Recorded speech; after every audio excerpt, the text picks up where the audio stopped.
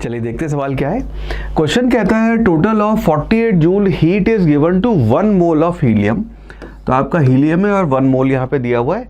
Kept in a cylinder, temperature of the helium increases by 2 degree centigrade. तो आपका delta T जो है, जो टेम्परेचर राइज हुआ है इस हीट देने से, वो है आपका 2 डिग्री सेंटीग्रेड। सवाल है work done by the gas is, और गैस का बताएं work done by the gas क्या होगा।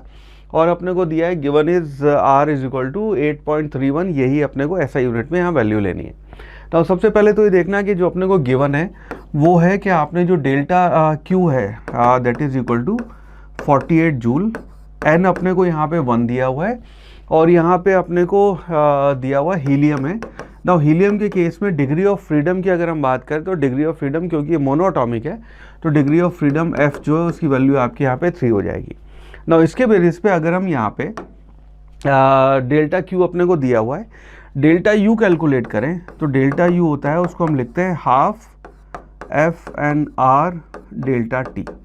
ना यहाँ पे हो जाएगा half multiplied by 3 multiplied by R जो है, अच्छा N की वैल्यू आपकी 1 है, मल्टीप्लाइड बाय R जो है, मेरा बड़ा मन करता है R की वैल्यू इंस्टेड ऑफ 8.31 25/3 लिखने का, लेकिन क्योंकि एक्सप्लिसिटली अपने को दिया हुआ है कि 8.31 ही यूज़ करना है तो हम वही यूज़ करेंगे।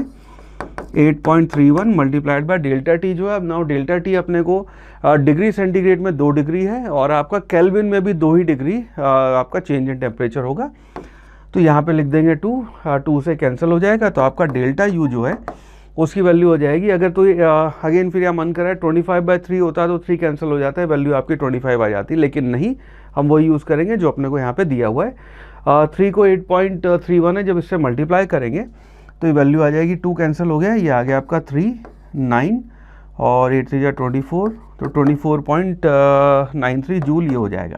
ना अब हम यहाँ पे अगर अपना first law of thermodynamics use करें तो उसके बेस पे यूज़ करते हैं। अब हम अपना first law of thermodynamics use करते हैं, उसको हम कहते हैं कि भाई डेल्टा Q जो है that will be equal to आपका delta W plus delta U। तो यहाँ पे जितनी भी हीट हमने दी है वो वर्क डन में जाएगा या फिर आपका इंटरनल एनर्जी के चेंज में जाएगा। ना इसके इस पे हमें यहाँ बताना है वर्क डन, तो दैट मीन्स आपका delta W will be equal to delta Q minus delta U।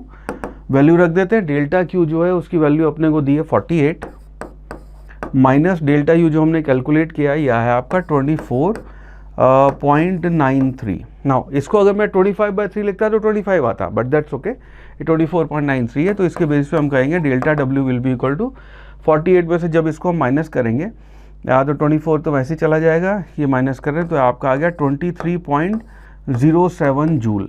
ठीक है, ये आपकी डेल्टा W की वैल्यू होगी बेस्ड ऑन जो अपने को यहाँ R की वैल्यू दी हुई है। सो बेस्ड ऑन दिस हम कह सकते हैं क्लोजेस्ट आंसर जो है आपका 23.1 joule, that would be the right answer.